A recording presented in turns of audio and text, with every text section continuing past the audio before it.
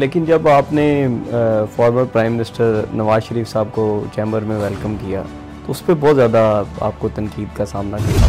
मेरी दो माएँ हैं। लेकिन अगर किसी कम्युनिटी के मेंबर ने आपके ऊपर कोई कोर्ट में चला गया या आपके ख़िलाफ़ कोई बहुत ही गलत बात कर दी तो वो क्या उसका कोई ज़ाती अगर आप काले को काला कह रहे हैं तो वो कपड़ा काला है, मैं उसको सफ़ेद कैसे कह दूँ? अगर आप ये कहते हैं कि सियासत झूठ के बगैर नहीं होती। पाकिस्तान में ये जो कारोबार का रुझान नहीं है ये क्यों है? ये मेरा कमाल नहीं है, ये मेरे रब का कमाल है कि उसने मेरे दिमाग में डाल दिया कि मुझे दरवाजे खोल के चलना चाहिए। पाकिस्तान को शहजाद रोशन गिलानी का सलाम पहुँचे।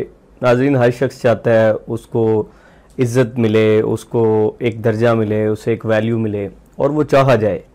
और इंसान को जब ये सारी चीज़ें मिल जाती हैं, फेम भी मिल जाता है, इज़्ज़त भी मिल जाती है, उसे कैरी करके चलना बड़ा एक मुश्किल काम होता है। तो कारोबार के हवाले से हम बात करें जब भी, तो पाकिस्तान में ज़्यादा लोग जॉब के ख्वाहिशमंद हमें नज़र आते हैं। तो हमें ये बात करने की ज़रूरत है कि कारोबार किस तरह से किया जा सकता है। हमारे साथ आज जो शख्सियत मौजूद हैं वो लाहौर चैम्बर ऑफ कॉमर्स में बतौर प्रेसिडेंट सर्व कर रहे हैं और वो ख़ुद भी एक बहुत बड़े ट्रेडर हैं। आज हम उनसे उनकी ज़िंदगी के बारे में बातचीत करेंगे, उनके जो कारोबारी तजर्बे हैं वो भी आप तक पहुंचाने की कोशिश करेंगे और फिर जो बिज़नेस कम्युनिटी को लेके डिफरेंट डिस्कशंस हैं वो भी हम उनके साथ करेंगे। तो हम गुफ्तगू की जानिब बढ़ते हैं। अस्सलाम वालेकुम। वालेकुम अस्सलाम। काशिफ साहब, सबसे पहले तो आपका बहुत शुक्रिया, आप अपने कीमती वक्त में से आज चंद घड़ियाँ हमारे साथ गुजारेंगे और हम आपके बहुत मशकूर। बहुत शुक्रिया। आगाज़ हम करते हैं कि काशिफ अनवर आज एक बड़े बिज़नेस कम्युनिटी को रिप्रेजेंट कर रहे हैं और पिछले 2 सालों से बतौर सदर काम कर रहे हैं। तो आप क्या समझते हैं पाकिस्तान में ये जो कारोबार का रुझान नहीं है ये क्यों है? लोग कारोबार की तरफ क्यों नहीं आते? देखिए, जो सबसे बड़ी वजह है वो यही है कि हमने अपने निज़ाम को बहुत मुश्किल कर दिया है और निज़ाम में भी टैक्सेशन के निज़ाम को बहुत मुश्किल कर दिया। जब तक हम अपने टैक्स के निज़ाम को आसान नहीं करेंगे, जब तक हम उसमें सहूलियात पैदा नहीं करेंगे, हमारा एक तो बेस नहीं बढ़ेगा। दूसरा, हम अगर आप देख लें कि बिजली की कीमत बढ़ती जा रही है, गैस की कीमत बढ़ती जा रही है, डिवेल्युएशन आपके मुल्क में होती जा रही है। जब आप हर चीज़ की कीमत को बढ़ाते जाएंगे तो आप जो मैन्युफैक्चरिंग आपकी है वो आप कर नहीं पाएंगे। सहूलियात यहाँ पर है नहीं। हर दूसरा शख्स यहाँ से बाहर जाना चाह रहा है। अगर आप अपने लोगों को फैसिलिटीज़ प्रोवाइड नहीं करेंगे, आप लोगों की ज़रूरियात को पूरा नहीं करेंगे, तो फिर आपके मुल्क से लोग जाना शुरू हो जाएंगे। और जो इस वक्त सबसे बड़ा इशू है वो यही है कि हर दूसरा पाकिस्तानी बच्चा इस मुल्क से बाहर जाना चाहता है। आपके मुल्क से इंडस्ट्री शिफ्ट हो रही है और इसी वजह से शिफ्ट हो रही है कि यहाँ पर काम करना, इंडस्ट्री लगाना मुश्किल से मुश्किल तर होता जा रहा है। और उसमें सबसे बड़ी वजह, अगर टैक्सेशन के बाद मैं बात करूं, तो आपको जो एक इंडस्ट्री चलाने के लिए एक सबसे ज़रूरी चीज़ चाहिए होती है वो आपको बिजली चाहिए होती है और गैस चाहिए होती है। उसकी कीमतें रोज़ बरोज़ बढ़ रही हैं।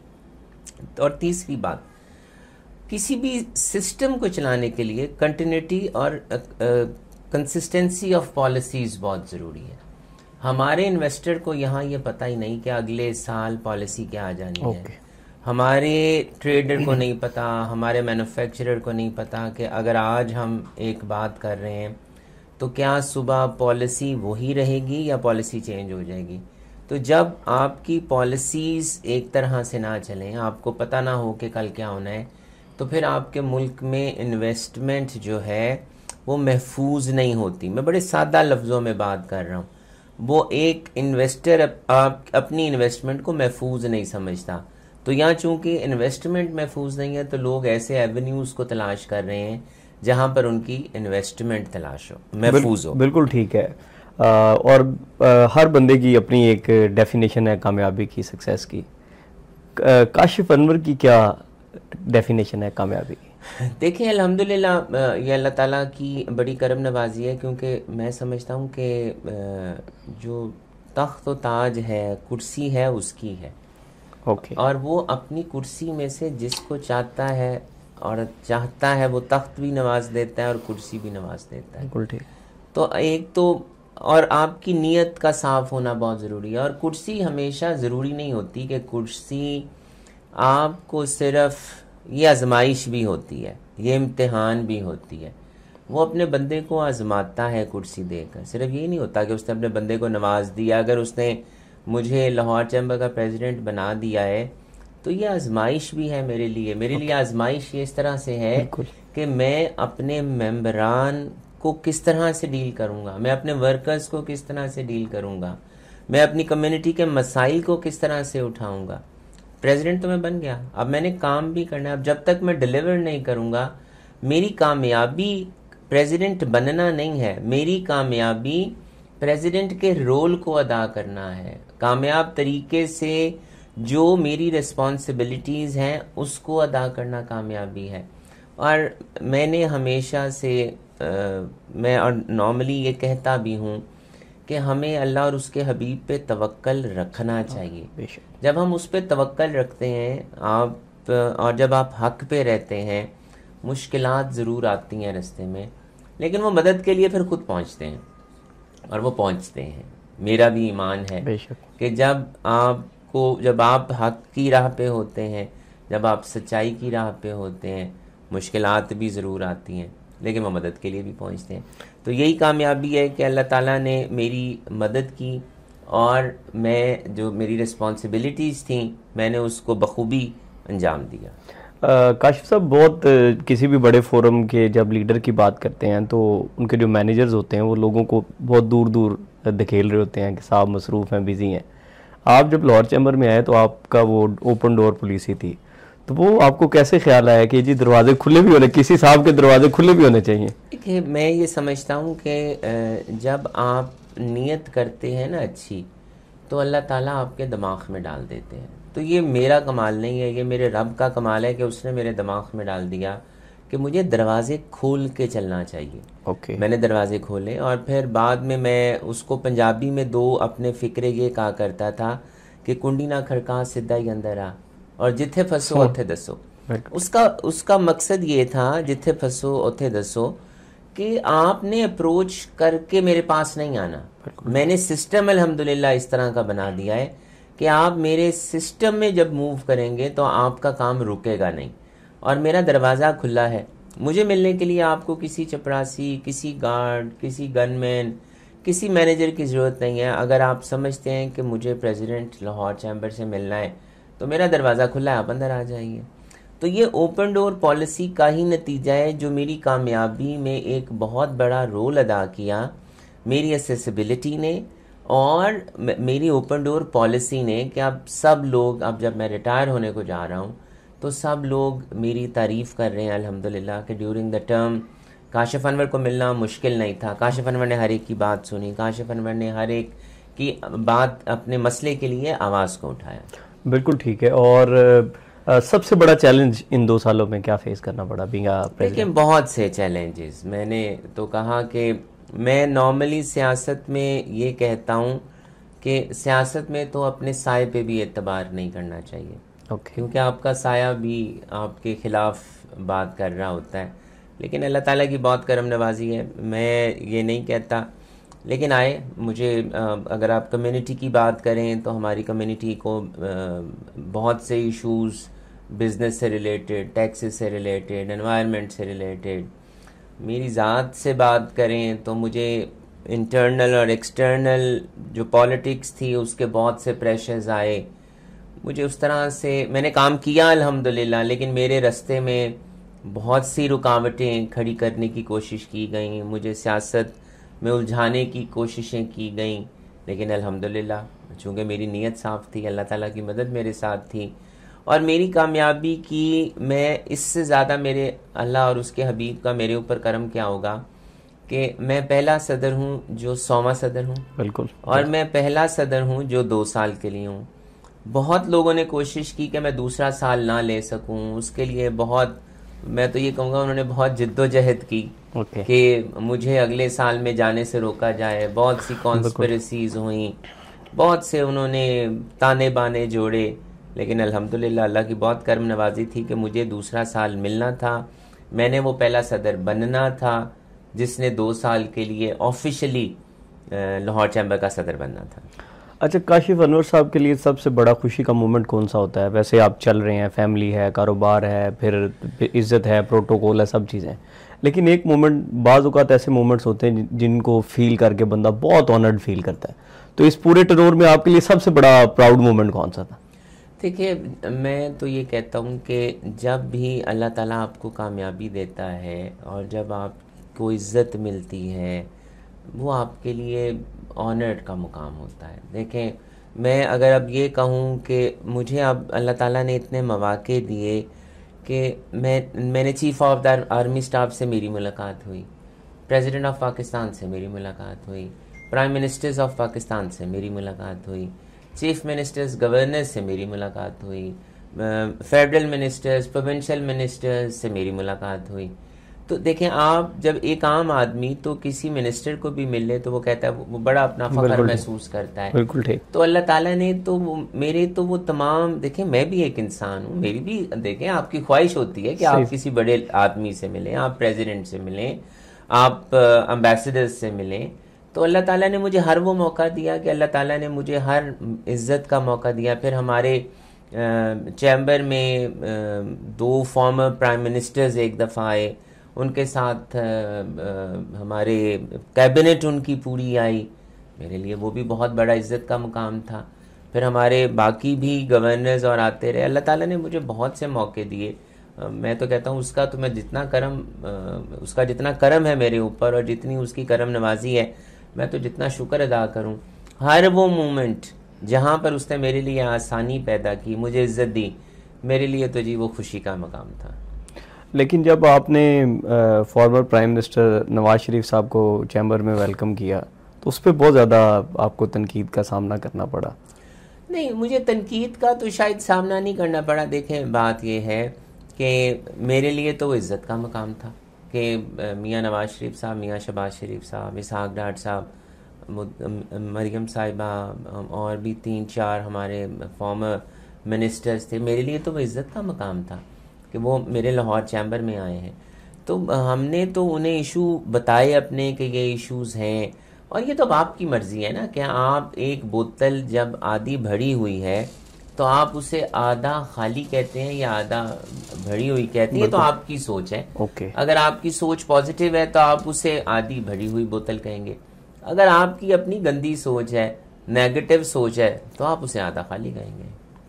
बिल्कुल ठीक है। कामयाबी की तरफ सफ़र जब इंसान का चलता है, वो बहुत सारे काम कर रहा होता है। काशिफ अनवर साहब की कौन सी ऐसी 3 से 4 खूबियाँ हैं जिनको वो बुनियाद बनाएंगे कामयाबी की कि ये 3-4 मेरे, इनका ज़िंदगी में बड़ा किरदार था? देखें, मेरे जो सबसे बड़ा अल्हम्दुलिल्लाह किरदार रहा वो मेरी वालदा की गाइडेंस का है। और जब मैं वाइस प्रेसिडेंट था तो मैं तब भी, मुझे सियासत का शिकार तब भी किया गया और मुझे तब भी काम करने से रोका गया।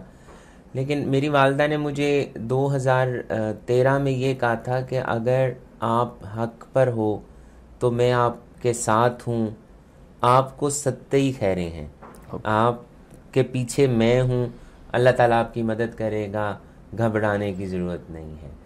तो एक तो सबसे बड़ी मेरी कामयाबी की जो वजह है वो मेरी वालदा है, और दूसरा मेरी वालदा आज भी मेरे इंटरव्यूज़ को सुनती हैं, मेरी राइटिंग्स को पढ़ती हैं। जब मैं इंटरव्यूज़ दे रहा होता हूँ तो मेरे उतार चढ़ाव को नोट करती हैं, मेरे अल्फाज को नोट करती हैं और कहती हैं कि आपने फ़लाँ जगह पे सख्त लफ्ज़ इस्तेमाल कर दिया, कोशिश करिए अगली दफ़ा सख्त लफ्ज़ ना करें, इसको अगर ऐसे बात कर लें तो ज़्यादा बेहतर है।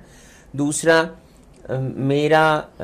मैं अल्हम्दुलिल्लाह मेरी कोशिश होती है कि अल्लाह ताला की मदद से मैं बंद लाइट को बंद लाइट कहूँ और जलती लाइट को जलती लाइट कहूँ। मुझे उस पर भी बहुत तनकीद का निशाना बनाया जाता है कि कुछ कोई कह देता है कि जी ये बदतमीज़ है, कोई कह देता है बदलिहाज है, कोई कह देता है कि भाई ये, लेकिन मैं ये समझता हूँ कि सच बोलना बदतमीज़ी नहीं होती, सच बोलना बदलिहाजी नहीं होती, हक पर खड़े होना कोई गैर इखलाकी बात नहीं है। अगर आप कह रहे हैं अगर आप काले को काला कह रहे हैं तो वो कपड़ा काला है, मैं उसको सफ़ेद कैसे कह दूं? अगर आप ये कहते हैं कि सियासत झूठ के बगैर नहीं होती, सियासत गलत बयानी के बगैर नहीं होती, तो मैं तो ये कहता हूँ कि अल्लाह और उसके हबीब ने मुझे सियासत के लिए तो भेजा ही नहीं, मेरी ड्यूटी तो सियासत करना ही नहीं है। मुझे किसी ने कहा जब मैं वाइस प्रेसिडेंट था कि आप चैम्बर में, और आप भी कहते हैं कि आपका बहुत हर्ज होता होगा, कारोबार का बहुत नुकसान होता होगा, तो मैं उन्हें कहता हूँ कि मैं तो उनकी ड्यूटी पे यहाँ पर काम कर रहा हूँ। मुझे तो यहाँ आई हैव बीन अपॉइंटेड, मुझे यहाँ भेजा गया, मैं आया नहीं हूँ, मुझे यहाँ भेजा गया है। और जब मैं उनका काम कर रहा हूँ तो ये नहीं हो सकता कि मेरा नुकसान हो। वो मेरे काम के वो जिम्मेदार हैं, मेरे काम को वो देख रहे हैं, मेरा नुकसान हो नहीं सकता। तो ये तो अब आपके ईमान की बात है ना कि आप कितना उन पे इत्तकाद करते हैं। अब हक सच पे खड़े रहना। तीसरी बात, मैं अपने मेंबर्स, मेरी हत्तल इम्कान कोशिश होती है कि अगर कोई सवाली मेरे पास आ गया, देखें, और मैं उसको पंजाबी में क्या कहता हूँ कि अगर कोई मेरी पौड़ी चढ़ गया है तो ये मेरे मौला का करम है कि कोई मेरे दरवाजे पे आया है। दरवाजा तो अल्लाह का है ना जी, आप तो अल्लाह के पास जाते हैं अपना मसला बयान करने के लिए, अपनी रसाई के लिए आप अल्लाह के पास जाते हैं। तो अगर अल्लाह ने अपनी ताकत में से एक ताकत आपको दे दी है तो मुझे उस पर अपना दिमाग नहीं खराब करना चाहिए, मुझे उसका शुक्र अदा करना चाहिए कि मौला तूने अपनी ताकत में से एक ताकत मुझे दी कि कोई अपने मसले के लिए मेरी पौड़ी चढ़ता है कि काशिफ साहब मेरा मसला हल करवा दें, तो उसका मसला हल किया जाए। तो ये तो फिर समझने वाली बात है। या मैं अपना दिमाग खराब कर लूं कि अल्लाह ताला ने मुझे ताकत दी है, या मैं और आजिज हो जाऊं कि ये तो मेरे मौला का करम है। हमारे बुजुर्ग, हमारे एक बड़े बुजुर्ग कहा करते थे कि जब आम को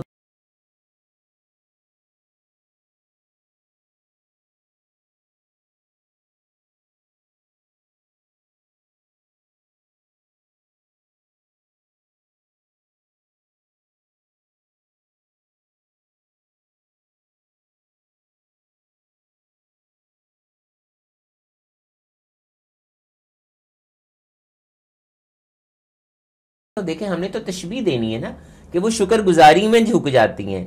तो जब अल्लाह ताला आपको नवाजे तो आपको झुक जाना चाहिए। और जब आप मैं नॉर्मली एक बात ये कहता हूँ कि इल्म, रिज़्क़ और इज्जत बांटने से कम नहीं होता। ये तीनों चीज़ें अल्लाह ताला की अता की हैं। तो जब अल्लाह ताला ने आपको अपने इख्तियार में से इख्तियार दिया है कि इल्म को भी बांट दो, इज्जत को भी बांटो, रिज़्क़ को भी बांटो, तो ये तीनों चीज़ें कम नहीं होती, बढ़ती हैं। जैसे कि इशफाक अहमद साहब कहते हैं, दर्जन 13 का कर लो। बड़ी सीधी सी आसान सी बात है, दर्जन 13 का कर लो। जब आप ज्यादा बांटेंगे अल्लाह ताला आपको ज्यादा नवाजेगा। तो बांटें ताकि अल्लाह आपको और नवाजे। बिल्कुल ठीक है। ये बड़ी इंपॉर्टेंट बात है कि जब नॉर्मली सेल्स के लोग भी किसी जाते हैं ना, किसी सीईओ के पास या किसी बड़े बंदे के पास कुछ बेचने, तो वो अटेंड नहीं करते अक्सर, वो कहते हैं यार दूर रहो ना। तो आपकी इस बात से अगर कोई रोशनी लेना चाहे तो वो कम से कम किसी ऐसे बंदे का हाथ पकड़ ले और उसे कोई थोड़ा चल पड़े उसके साथ, तो उसकी ज़िंदगी में बहुत आसानी आ सकती है। अच्छा, आपने अभी अपनी वालदा का जिक्र किया कि मेरी वालदा का बड़ा कंट्रीब्यूशन है, तो बच्चों की वालदा का कितना आपकी लाइफ में कंट्रीब्यूशन है, देखिए, और उन्होंने आपको कितना सपोर्ट किया? कि मैं अपनी वालदा और अपने बच्चों की वालदा दोनों से बहुत डरता हूँ। और मैं ऑफिशियली कहता हूँ कि मैं दोनों से बहुत डरता हूँ। और मैं नॉर्मली हर प्लेटफॉर्म पे ये भी कहता हूँ कि जब तक मर्द की उम्र 50 साल से कम होती है तो औरत ने उसके घर बसना होता है, लेकिन जब मर्द 50 साल से ऊपर चला जाता है तो फिर उसने औरत के घर बसना होता है। अच्छा। तो चूंकि मैं 50 को क्रॉस कर चुका हूँ तो आजकल मैं अपनी बेगम के घर बस रहा हूँ। नहीं जी नहीं, ये तो ज़रा मजाक था। My wife is very good, और अल्हम्दुलिल्लाह ये उन्हीं की वजह से। देखें, आपके घर का निज़ाम हमेशा आपके घर की औरत से चलता है। अगर आपकी घर की औरत सपोर्टिंग ना हो तो आप अपने मामलात जो आपने घर के बाहर परफॉर्म करने हैं वो आप कर ही नहीं सकते।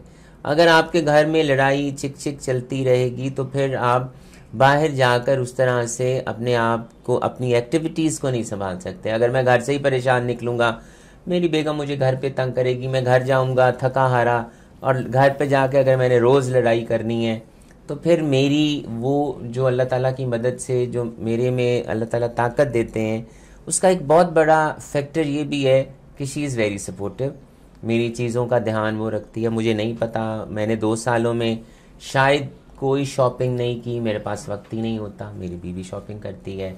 मुझे नहीं पता ग्रॉसरी कहाँ से आनी है। हाँ, हमारी जॉइंट फैमिली है, मेरे अब्बा बहुत ध्यान रखते हैं, मेरा छोटा भाई बहुत ध्यान रखता है, लेकिन बहुत सी चीज़ें आपकी अपनी शॉपिंग करने की होती हैं। अब घर की ग्रॉसरी, सब्जी, फल शल या कोई ऐसी चीज़ें, साबुन, टूथपेस्ट, वो तो आपने खुद ही लाना है अपने लिए। ओके। तो वो भी मेरी बेगम शॉपिंग करती है, क्योंकि मेरे पास टाइम ही नहीं होता। तो मेरी बेगम का मेरी कामयाबी में बहुत बड़ा रोल है। बिल्कुल ठीक है।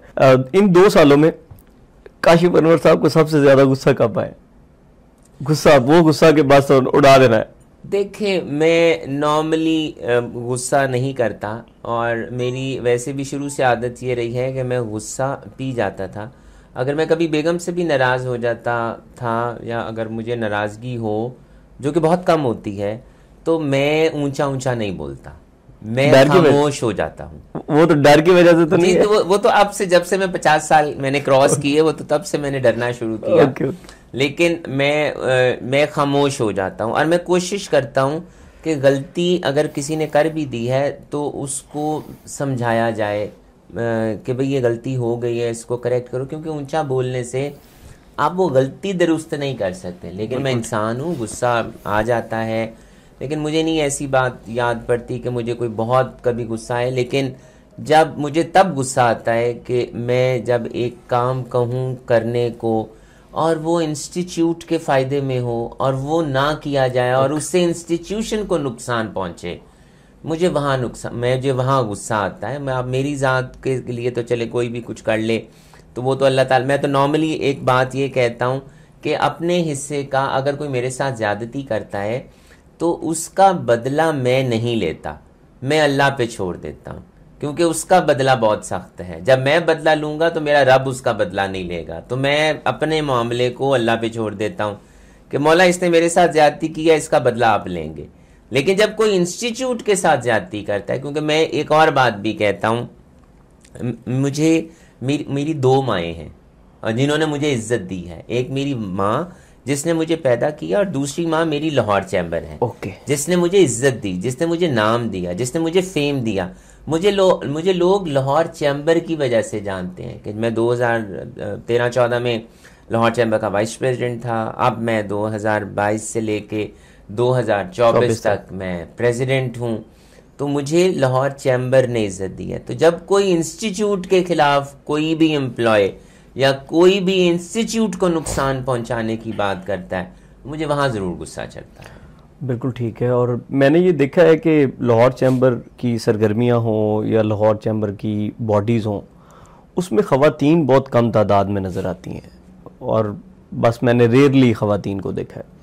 तो क्या Lahore chamber of commerce encourage नहीं करता बिज़नेस ख़वातीन को, या जो वहाँ पे ट्रेडर्स हैं वो समझते हैं कि ख़वातीन को नहीं आना चाहिए इस तरह से लाइमलाइट में? इन 2 सालों में तो शायद लाहौर चैम्बर में ख़वातीन का बहुत ज़्यादा किरदार रहा। हमारी 2 एग्जीक्यूटिव कमेटी मेंबर्स हैं, मैडम फरीहा और मैडम शमीम अख्तर। मैडम फरीहा बिल्कुल मेरी छोटी बहन है, और उन्होंने बहुत काम किया लाहौर चैम्बर में, बल्कि उन्हीं की काविशों से वुमेन एंटरप्रेन्योर लाउंज का हमने इफ्तिताह किया, फिर लेडीज़ डिस्प्ले सेंटर का इफ्तिताह किया। फिर उन्हीं का आइडिया था कि हम क्यों ना वुमेंस डे सेलिब्रेट करें, हमने 2 दफ़ा वुमेंस डे सेलिब्रेट किया। फिर उन्हीं का आइडिया था कि हमें जो ख़वातीन एंटरप्रेन्योर्स हैं उनके लिए हमें एक प्रोग्राम करना चाहिए, और वो हमने उनका फर्स्ट वुमेन एंटरप्रेन्योर अवार्ड किया प्रेसिडेंट हाउस में इस्लामाबाद में। तो वो इस दफ़ा तो बहुत सी एक्टिविटीज़ रही, और बहुत सी, फिर उन्होंने ख़वातीन की एम्पावरमेंट के लिए बहुत से सेशंस करवाए, बहुत से सेमिनार्स हुए, हत्ता कि हमने डिसेबिलिटीज़ और ब्रेस्ट कैंसर पे बहुत काम किया। और president of Pakistan president Arif Alvi साहब और मैडम समीना अलवी साहिबा ने मेरे नाम से एप्रिसिएशन अवार्ड भी लिखा कि हमने ब्रेस्ट कैंसर और डिसेबिलिटीज़ पे बहुत काम किया। तो इन 2 सालों में तो हमने वुमेन एंटरप्रेन्योर्स के लिए बहुत काम किया है, बहुत ज़्यादा इंगेजमेंट रही। लेकिन अब वजह ये है चूँकि ख़वातीन उतनी एंटरप्रेन्योर्स नहीं हैं, ख़वातीन आती नहीं, और बहुत एक मैं समझता हूँ कि जो मसला है वो अवेयरनेस का भी है। उन्हें ये नहीं पता कि लाहौर चैम्बर बहुत सी ख़वातीन को कि किस तरह से परफॉर्म करता है, क्या फैसिलिटीज़ दे सकता है। अब चूंकि उनके काम हो रहे होते हैं, अब आप ब्यूटी पार्लर्स देख लें, अब आप कोई अगर उन्हें क्या ज़रूरत है हमारे पास आने की, लेकिन फिर भी इन तमाम लोगों को हमसे अटैच होना चाहिए ताकि हम उनके लिए सहूलियात पैदा कर सकें, टैक्स की अवेयरनेस दे सकें, टैक्स के सेशंस हैं। अब ये जितनी ख़वातीन सर्विसेज प्रोवाइड करती हैं उन्हें PRA से अटैच होने की ज़रूरत है, क्योंकि जब तक वो PRA से अटैच नहीं होंगी तो फिर उनके वो चलान्स वगैरह होंगे। तो इन 2 सालों में तो जी हमने उससे पिछले सालों की निस्बत बहुत ज़्यादा काम किया कि ख़वातीन हमारे साथ इंटरेक्ट करें। चलें, क्योंकि ज़ाहिरी बात है पाकिस्तान में 50% से प्लस रेशो है ख़वातीन की तादाद की, तो parallelly women chamber of commerce भी है, उसमें भी बहुत सारी ख़वातीन हैं। तो इस पे यकीनी तौर पे एक ये फील आती है, मुझे आई तो मैंने कहा मैं चलें पूछ लूँ। और अपने वालिद साहब की सीट पे बैठना, यकीनी तौर पे आपके वालिद भी प्रेसिडेंट रहे लाहौर चैम्बर ऑफ कॉमर्स के, तो कैसा फील होता है? अल्हम्दुलिल्लाह जी, और मेरे अब्बा की भी बड़ी सपोर्ट है मेरे साथ। और अब जब तमाम लोग और तमाम, चूँकि अब दोबारा इलेक्शंस का दौरा है, अब जब वो मार्केट्स में जाते हैं तो वो बड़ा फ़ख्र महसूस करते हैं, बहुत खुश होते हैं। और वो अब तो वो हर जगह पे कहते हैं कि अल्लाह ताला ऐसा बेटा हर एक को दे, क्योंकि मैं अल्हम्दुलिल्लाह पैसे पूरे हो गए यानी कि अल्हम्दुलिल्लाह उनके लिए काबिल इज़्ज़त रहा, और ये नहीं हुआ। और मैं तो नॉर्मली अपने सीनियर्स और बुज़ुर्गों को भी ये कहता हूँ कि जो आपकी पग थी आपने मेरे सर पे रखी थी, अल्हम्दुलिल्लाह मैं उसको बाहिफाजत लेकर लाहौर चैम्बर से बाहर निकल रहा हूँ। मैंने उस पर अल्हम्दुलिल्लाह अल्लाह और उसके हबीब की करम नवाजी से मैंने उस पर दाग कोई नहीं लगने दिया। तो ये अल्लाह का बहुत बड़ा करम है कि मैं अपने वालिद के लिए बाइस इज़्ज़त हूँ, बाइस फ़ख्र हूँ, बाइस राहत हूँ। वो जब मेरा नाम आता है तो उन्हें शर्मिंदगी नहीं होती कि भाई मेरे बेटे ने परफॉर्म ठीक नहीं किया, वो तो बल्कि कहते हैं अब तो वही, जब सब तारीफ़ करते हैं कि काशिफ ने काम बहुत किया है तो वो भी कहते हैं हाँ उसने बहुत काम किया है, कि आने वाले प्रेसिडेंट्स को इस मेयार तक पहुँचने के लिए बहुत काम करना पड़ेगा। तो ये मेरे अल्लाह का शुक्र है। तो जी मैं तो ये कहूँगा कि मेरी खुशकिस्मती। लेकिन इसको ओपोनेंट्स एक ये बात भी कहते हैं कि हमारे यहाँ बाप बेटे की सियासत है, तो मैं शायद आपके प्रोग्राम के तवस्सुत से उन्हें पैगाम भी देना चाहूँगा कि जिनके बेटे काबिल हैं वो आगे आ गए, जिनके बेटे काबिल नहीं हैं वो आगे नहीं आए। और बात और तनकीद करने से पहले सोच लेना चाहिए कि तख्त व ताज अल्लाह ताला की ताकत है, वो जिसे चाहता है नवाजता है, जिसे चाहता है नहीं नवाजता। अल्लाह ताला के काम में मदाखलत ना करें। जब आप अल्लाह ताला के काम में मदाखलत करेंगे तो फिर वो अल्लाह ताला आपका साथ नहीं देगा। अल्लाह ताला ने जो एक मेयार बना रखा है, अगर अल्लाह ताला ने चाहा है कि इसको मैंने बादशाहत देनी है तो उसे बादशाहत मिलेगी। और तीसरी बात इस एडिशन में ये करूँगा कि जो ये कहते हैं कि बाप बेटे की सियासत यहाँ पर है, फिर मुझसा बेटा लेकर तो आए अल्हम्दुलिल्लाह, फिर मेरे जैसा काम तो करके दिखाएं, और सिर्फ मेरे पे तनकीद ना करें, ये बताएं कि मैंने कहाँ काम नहीं किया। और जो तनकीद करते हैं मैं उन्हें भी ये कहूँगा, क्या आप मेरे जैसा बेटा नहीं चाहेंगे? क्या आप अल्लाह ताला से ये दुआ नहीं करेंगे कि हमारे बेटे भी काशिफ है? क्योंकि मैं तो ये कहता हूँ कि जैसा मैं बेटा हूँ मेरा बेटा भी वैसा हो। तो क्या आप ऐसा बेटा नहीं चाहेंगे? या तो आप ये कह दें कि हमें ऐसा बेटा नहीं चाहिए, अल्लाह हमें काशिफ जैसा बेटा ना दे, तो फिर तो समझ आती है ना बात। सिर्फ तनकीद ना करें, ये बताएं कि काशिफ ने क्या काम ठीक नहीं किया। सियासत को एक जगह पे रखें, लेकिन मैंने हर वो काम किया जो इंस्टीट्यूट के लिए बेहतर था, मैंने हर वो काम किया अल्हम्दुलिल्लाह जो मेरी कम्युनिटी के लिए बेहतर था, मैंने हर वो काम किया जो मेरे मेंबर्स के लिए बेहतर था। मैंने बिला तफरीक किया कि मेरे ग्रुप का कौन है और मुखालिफ ग्रुप का कौन है। तो बात करने से पहले सोच लेना चाहिए कि हम क्या बात कर रहे हैं, किसके खिलाफ बात कर रहे हैं। बिल्कुल ठीक बात है, लेकिन देखिए काबिलियत वाली बात आपकी बहुत ही लॉजिकल और स्ट्रॉन्ग है। लेकिन इसी तरह पाकिस्तान के तमाम पॉलिटिशियंस को अपने बच्चे बहुत काबिल नज़र आते हैं, और उनकी वजह से आज जिस जगह पे खड़े हुए हैं पाकिस्तानी, वो आपको भी पता है और हमें भी पता है। तो ये बात ठीक है कि जो काबिल है उसको मौके मिलने चाहिए। मैं अक्सर जो मुतहरक बुज़ुर्ग हो ना, बुज़ुर्ग से मुराद 50 साल से ऊपर चले जाए और बहुत मुतहरक हों, उनको ना बुज़ुर्ग नौजवान कहता हूँ। तो आपकी भी दौड़े देखी है हमने, काम करते हुए आपको देखा, तो आप भी बुज़ुर्ग नौजवान वाली कैटेगरी में आते हैं। तो मियाँ फरियाद साहब मल्टीवुड के जो ऑनर है वो भी इसी तरह की हैं। मैंने एक दफ़ा जिक्र किया उनके साथ कि पॉडकास्ट करनी है, तो उन्होंने कहा करनी है और हर हाल में करनी है और अच्छे अंदाज से करनी। तो आज हम अल्हम्दुलिल्लाह पॉडकास्ट कर रहे हैं। तो आप ये बताइए कि नौजवानों के बड़े मसाइल हैं, मायूसी भी बहुत ज़्यादा है, और काशिफ अनवर आज कामयाब हैं, चैम्बर को भी देख रहे हैं। तो आपको क्या ये कामयाबी प्लेट में डाल के मिल गई, या बड़ी आसानी से मिल गई, या वाले साहब ने कोई आपको यूं दे दी?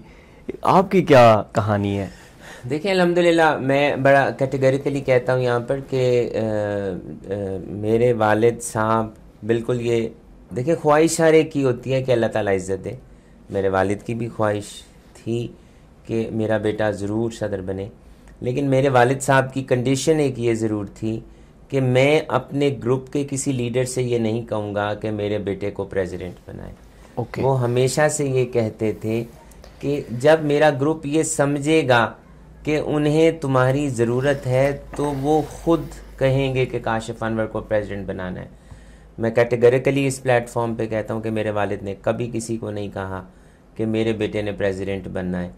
हमारे एक फॉर्मर प्रेसिडेंट ने मेरे अब्बा को टेलीफोन किया कि हमें काशिफ की ज़रूरत है, हम चाहते हैं कि काशिफ अनवर प्रेसिडेंट बने और वो इलेक्शन लड़े। मेरे अब्बा ने कहा कि अगर आपने फ़ैसला किया तो मुझे इस फैसले पे कोई एतराज़ नहीं है। और जब मैं वाइस प्रेसिडेंट बना था, मैं तब भी कैंडिडेट नहीं था वाइस प्रेसिडेंट का। ये मेरे अल्लाह का करम है, क्योंकि मैं क्यों बार बार उसकी बादशाहत की करता हूँ, क्योंकि दोनों दफ़ा तजर्बा ये मैंने खुद लिया है, मैंने आजमाया है कि वो जिसको चाहता है बादशाहत देता है। जब मैं वाइस प्रेसिडेंट बना 2013 में, तो मैं तो कैंडिडेट ही नहीं था वाइस प्रेसिडेंट का। कैंडिडेट्स तो 4 लोग और थे, जिनके नाम जब हमारे फॉर्मर प्रेसिडेंट्स में डिस्कस हुए तो उन्होंने कहा ये भी नहीं बनेगा, दूसरे का डिस्कस किया ये भी नहीं बनेगा, तीसरे का डिस्कस किया ये भी नहीं बनेगा, चौथे का डिस्कस किया जी इसको भी नहीं बनाना। तो फिर बनाना किसको है जी? काशिफ अनवर को बनाना है। और मेरे अब्बा ने वहां अपोज किया कि मेरा बेटा तो तैयार ही नहीं है, वो मेरा कारोबार देखता है, मैं उसे स्पेयर ही नहीं कर सकता, is a full time job. उन्होंने कहा जी कि हमें तुम्हारे बेटे की कुर्बानी चाहिए है लाहौर चैम्बर के लिए। तो जब मेरे अब्बा ने कहा कि अगर आपने इतनी बड़ी बात कह दी है तो बिल्कुल मेरा बेटा लाहौर चैम्बर में सर्व करेगा। तो जो बाप बेटे की सियासत करते हैं वो साबित कर दें कि मेरे बाप ने कब कहा कि मेरे बेटे ने वाइस प्रेसिडेंट या प्रेसिडेंट बनना है। तो जो आपने कहा कि प्लेट में रख के, मुझे बहुत मेहनत करनी पड़ी है अल्हम्दुलिल्लाह। मैंने बहुत मेहनत की है, मैंने बहुत काम किया है। मैंने जब वाइस प्रेसिडेंट था मैंने तब भी काम किया, और मैंने वाइस प्रेसिडेंट से लेकर प्रेसिडेंट तक मैंने बीच में काम करना नहीं छोड़ा। मैं कम्युनिटी के लिए काम करता रहा, मैं टैक्स पे बोलता रहा, मैं टैक्स की अवेयरनेस देता रहा। तो फिर अल्लाह ताला हर एक को अजर देता है, तो वो उसने मुझे अजर दिया। ये उसकी मर्जी थी कि वो चाहता था कि मैं प्रेसिडेंट बनूं।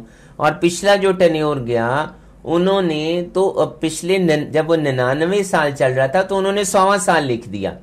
तो वो फिर जब हमने कैलकुलेट किया तो फिर मैंने कहा कि खुदारा लाहौर चैम्बर की हिस्ट्री तो खराब ना करें, जो 100वें नंबर पे आ रहा है उसे 100वें नंबर पे आना। तो अल्लाह ताला ने ये भी मोरा मेरे नाम निकाला। देखें उसकी कितनी करम नवाजी है कि आप 100वां प्रेसिडेंट जब भी गिना जाएगा, 100वां प्रेसिडेंट कौन था? 100वां प्रेसिडेंट काशिफ अनवर था। तो 100वां देखें, 50वां, 100वां, तो ये तो नहीं भूलते ना। और पहला प्रेसिडेंट कौन था जो 2 साल के लिए रहा? वो भी काशिफ अनवर था। ये तो मेरे मौला का मेरे ऊपर करम है। तो इससे ज्यादा उसका और मेरे ऊपर क्या करम होगा? इससे ज्यादा उसने मुझे और क्या इज्जत देनी है? मैं तो जी जितना उसका शुक्र अदा करूं उतना कम है। लेकिन ये तो देखें, कम्युनिटी के साथ आप काम कर रहे हैं, कम्युनिटी आपके साथ मोहब्बत भी करती है, प्यार भी करती है। कम्युनिटी में से किसी करती है? किस कम्युनिटी में से किसी बंदे ने आपके ऊपर कोर्ट में देखिए, मैं ये कहता हूँ मेरे साथ कम्युनिटी क्यों मोहब्बत करती है? मैं क्या पैसे लगाता हूँ कम्युनिटी को? मैं क्या उनके घर पे दाने डालता हूँ कम्युनिटी के घर पे? नहीं। मेरे इखलाक की वजह से कम्युनिटी मुझसे मोहब्बत करती है। जब वो मेरे दफ्तर में आते हैं मैं इज्जत देता हूँ उनको। जब वो मेरे दफ्तर में आते हैं मुझे नहीं याद पड़ता कि मेरे कमरे में कोई आता है तो मैं उसका खड़े होकर इस्तकबाल नहीं करता। मुझे नहीं याद पड़ता मैं अपनी कुर्सी से आगे आकर मुसाफा किए बगैर बैठ जाता हूँ, या उसको मैं इज्जत नहीं देता, या चाय नहीं पिलाता, या कॉफी नहीं पिलाता, या मैं उससे पूछता नहीं कि आप आए क्यों है। कोई सवाली लेकर आता है कि मैंने सेशन करना है। आप जितनी दफाएं क्या मैंने ये कहा, और आपकी मौजूदगी में जितने लोग भी आए क्या मैंने उन्हें ट्रीट अच्छा नहीं किया? मुझे देखें, इस वक्त तो मुआशरा और हालात इस तरह से बदल गए हैं कि जो आपका मोहसिन है आप तो अपने मोहसिन की कदर नहीं करते। तो अगर कोई मेरी इज्जत करता है या कोई मेरा लिहाज करता है तो वो इसलिए नहीं करता कि मेरे पास पैसा है, मेरी शक्ल अच्छी है, मेरे बच्चे खूबसूरत हैं, मेरी गाड़ी बहुत बड़ी है, या मेरा बंगला बहुत बड़ा है, या मेरा कारोबार बहुत बड़ा है, या क्या है मेरे पास, या मेरे कपड़े बहुत अच्छे पहने हुए हैं। इस वक्त तो अगर मैं आपकी इज्जत करता हूं या आप मेरी इज्जत करते हैं तो वो इखलाक पे करते हैं। आपका इखलाक कैसा है, आप मेरे साथ बात कैसे करते हैं, आप मेरी बात सुनते हैं, आप मुझे इज्जत देते हैं या नहीं देते। इज्जत आजकल जो इज्जत का मेयार है वो सिर्फ आपके इखलाक पे है। मैं हर आने वाले को इज्जत देता हूं, मैं हर आने वाले को दरवाजे तक कोशिश करता हूं कि छोड़ूं, मैं हर आने वाले की कोशिश करता हूं कि उसकी बात को सुनूं और उसकी बात पूरी करूं। इसलिए मुझे इज्जत देते हैं। और मुझे ना मेरे कोई चार कान हैं, ना ही मेरे सर पे दो सींग हैं, और ना ही मुझे सुरखाब के पड़ लगे हैं।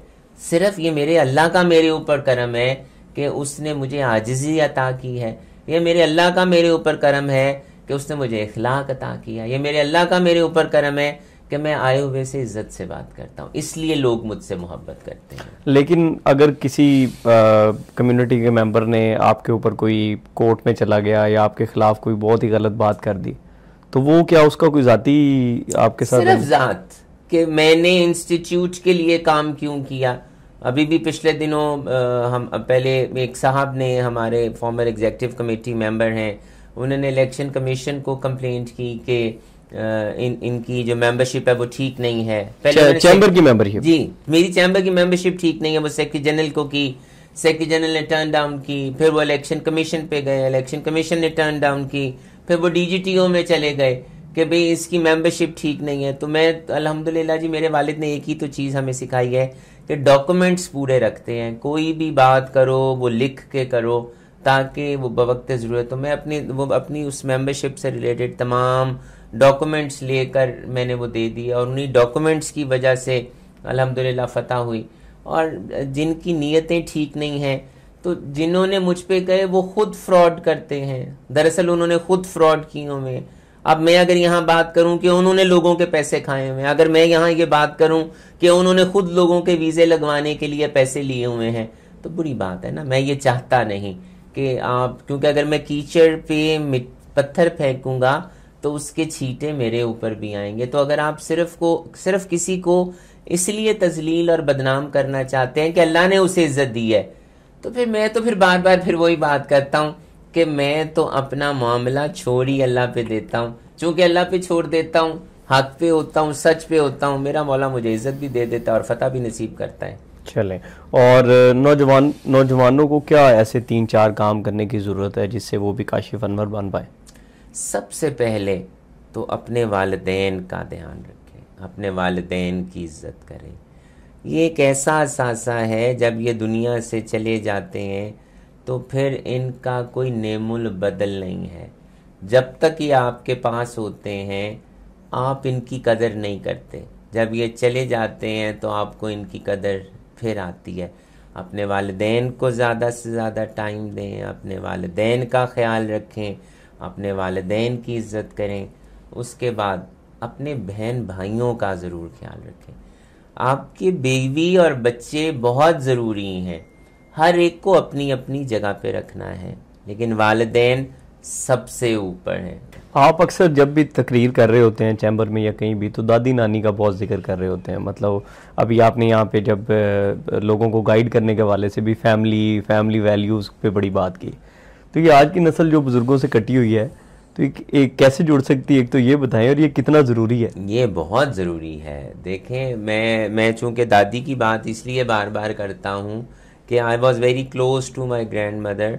और मेरी दादी पंजाबी में कहावतें बोला करती थी, शायद वो पढ़ी लिखी नहीं थी, मुझे याद पड़ता है वो कहा करती थी कि मैं पंजाबी बोलती थी कि मैं पहली इंसान तो मेरी माँ बड़ी बीमार हो गए, तो फिर मुझे पढ़ाई छोड़नी पड़ गई दादी को, उनके भाई थे, फिर वो घर का किचन विचन सारा मेरी दादी ने संभाला। क्या स्टोरी थी, तो वो शायद 1 तक पढ़ी या जो भी स्टोरी थी वो पढ़ नहीं पाई, बीमार हो गई थी शायद उनकी वालदा। तो वो पंजाबी में मुझे बोला करती थी ना, तो इसे चांस मेरे अल्लाह ने मेरे दिमाग में क्या डाला कि मैं लिख लिया करता था। अच्छा, तो जब मैं पंजाबी, तो आजकल मैं उस पर काम भी कर रहा हूँ, और मैंने कुछ अपने दोस्तों कोई बता दें 2-3 उनकी जो जी किताब में आ रही हैं। वो कहा करती थी, तेरी शक्ल वेख के ठर गई, तेरे वसफ वेख के सर गई, फिर नीती है फिर लोई दियां टंगा संसार दा सिर, माँ जनेंदी 7 पुत्र पर करम न देंदी वंड, माँ मारे माँ कुटे माँ कौड़ी खखरी, 100 पुला रोज मारे फिर भी अम्मिया रखरी। फिर वो कहती थी, तीए ना तेनू अगे था ना पीछे था, लंघनी है ते दलीस तेरा सर पांदी है, तीए तू न्यू के टुर। फिर वो कहती थी, सिख दी मैं सिटनी, पुत्र दी मैं माँ, सत्ती पीढ़ी हगानिया में पैदल टुर दी जावा। तो वो देखें, और जो सबसे मज़ेदार बात है कि वो जो बोला करती थी कहावतें, ये 100 साल पहले से चली आ रही हैं, वो आज भी एप्लीकेबल हैं।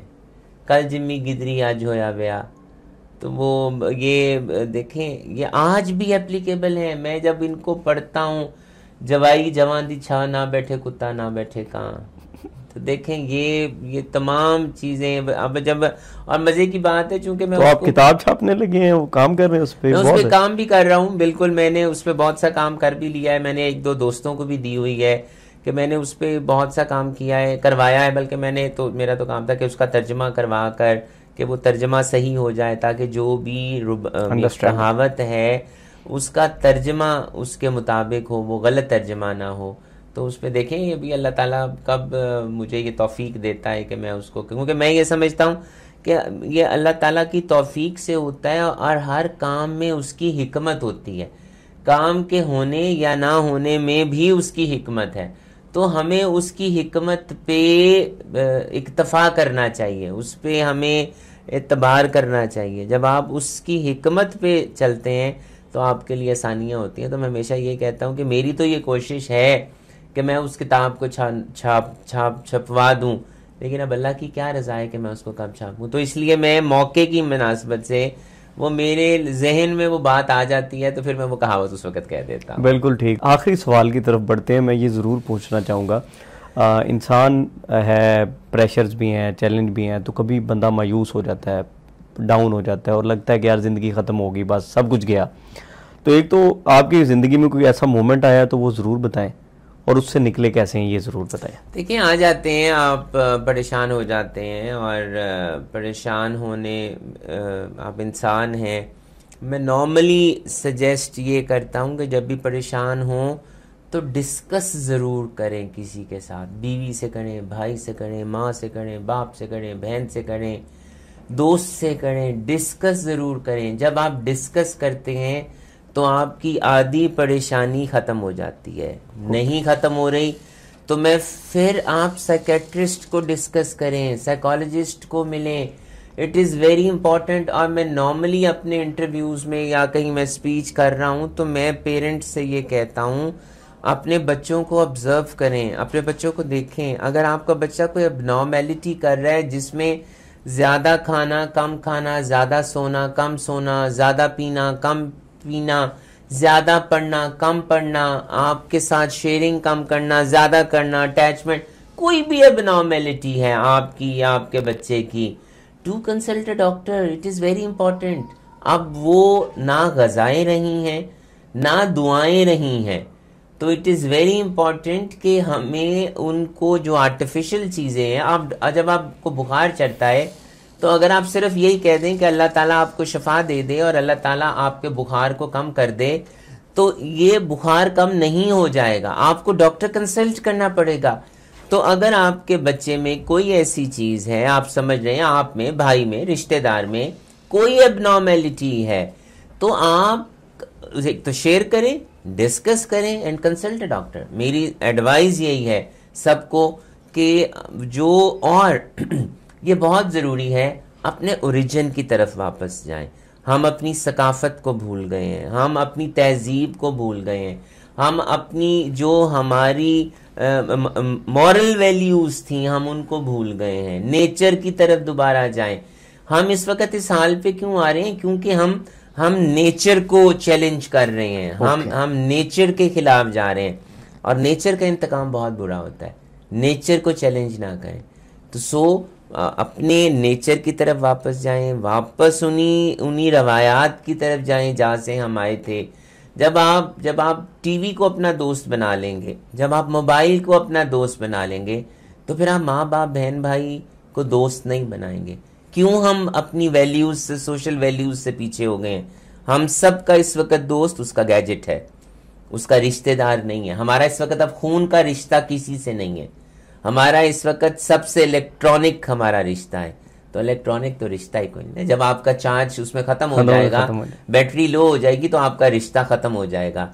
तो अपना रिश्ता खून से बनाइए, अपना रिश्ता इलेक्ट्रॉनिक से ना बनाइए। मैं समझता हूँ ये मेरा आज का। आप क्योंकि 2 साल से लाहौर चैम्बर ऑफ कॉमर्स के प्रेसिडेंट हैं, और ये इस तरह की सीट है कि आप बहुत सारे इवेंट्स में जा रहे होते हैं, बहुत सारे ओकेजन्स पे बात करनी होती है, तो आप तो बहुत लेट तक काम ही करते रहते होंगे और आपका अमला भी आपके साथ ही रहता होगा, तो ये कैसे मैनेज होता है? मेरी शुरू से ये आदत है कि जब मैं अपने बिजनेस, अभी भी अपना बिजनेस ही करता हूँ, मैं चैम्बर में आने से पहले भी अपने स्टाफ से ये कहता था, I don't like late sittings. Late sittings का मतलब ये है कि या तो मैंने आपको आपकी जो आपकी ताकत है उससे ज़्यादा काम दे रखा है, ठीक है, या आप उस काम को करने के कैपेबल नहीं हैं। और ये हमेशा एम्प्लॉयर की नालायकी होती है कि वो अपने स्टाफ की लेट सिटिंग्स कराता है। लेट सिटिंग्स किसी भी एम्प्लॉयर के लिए मेरी नज़र में ये तमगे का निशान नहीं है, ये नालायकी का निशान है। कि जिस बंदे को आपने वहाँ रखा है, या तो वो उसको परफॉर्म करना नहीं जानता, या उसकी वो ड्यूटी नहीं है। तो मैं उन्हें कहता हूँ, आपका टाइम ख़त्म, टाइम से आओ, टाइम पे जाओ। तो यहाँ पर भी मैंने आते साथ ही एक इंस्ट्रक्शन ये दी कि there will be no late sittings. 5:30 9:30 बजे अगर आप सुबह आएंगे तो 5:30 चले जाएं। लेकिन यस, जो मेरे साथ मेरा प्रेसिडेंट सेक्रेटेरिएट के लोग हैं, ठीक है, अब जब मैं वो मूव करूँगा रात में लेट और चैम्बर के काम से जाऊँगा, तो वो मेरे साथ जाते हैं। मेरे ज़ाती इवेंट पे वो नहीं जाते। लेकिन जब मैं किसी चैम्बर के डिनर पे जाता हूँ, या शाम में 5:30 बजे के बाद कोई ऐसी एक्टिविटी, ऐसा इवेंट जो चैम्बर का हो रहा है, वहाँ पर मेरे मीडिया के लोग मेरे साथ होते हैं, वहाँ पर मेरा पीएस मेरे साथ होता है, तो वो उनकी रिस्पॉन्सिबिलिटी भी, and they are paid for it. ऐसी बात नहीं है कि उन्हें उसका पे नहीं दिया जाता। अगर वो लेट सिटिंग्स करते हैं तो उन्हें लेट सिटिंग्स के पैसे भी मिलते हैं। ओवरऑल स्टाफ के साथ आपका इस 2 सालों में कैसा एक्सपोजर? बहुत अच्छा। मैं हमेशा अपने स्टाफ को अपनी ताकत समझता हूँ, मैं अपनी फैमिली का हिस्सा समझता हूँ। ये नहीं कि चैम्बर के, मैं अपने स्टाफ को भी, मैं अपने स्टाफ के साथ मेरा रवैया ही ऐसा है कि मैं उन्हें फैमिली का मेंबर समझता हूँ। और मैं नॉर्मली ये कहता हूँ कि अगर आपका कोई बहन भाई, रिश्तेदार आपका अगर कोई कमज़ोर है, तो आप उसे अपने से जुदा नहीं कर देते। अगर आपकी 5 उंगलियों में से एक उंगली ठीक नहीं है, तो आप उंगली को काट के नहीं फेंक देते, आप उसको ठीक करने के बारे में सोचते हैं। तो अगर कोई स्टाफ नहीं है उतना कैपेबल, तो इट इज़ माई रिस्पॉन्सिबिलिटी कि मैं उसे वो ड्यूटी दूं जो उसको आती है। और अगर मैंने वो काम उससे करवाना है जिस पे जो उसको करना चाहिए, तो फिर मुझे उसके लिए ऐसे इकदाम भी करने चाहिए कि मैं उसको वो काम सिखाने के लिए ये भी वो प्रॉपर इंतज़ाम करूं। तो मैं कभी अपने स्टाफ के ख़िलाफ़ नहीं जाता। मैंने आज तक, मेरा नहीं ख्याल कि किसी भी स्टाफ की फ़ाइल मंगवाई हो। मुझे नहीं याद पड़ता कि मैंने 2 साल में कभी अपने किसी स्टाफ की फ़ाइल मंगवाई हो, या मैंने कहा हो इसको ट्रांसफ़र कर दो। अगर किसी ने गलती की है तो मैं उसको यही कहता हूँ कि भाई आज गलती की है, इसके बाद ना करना, क्योंकि यही तरीका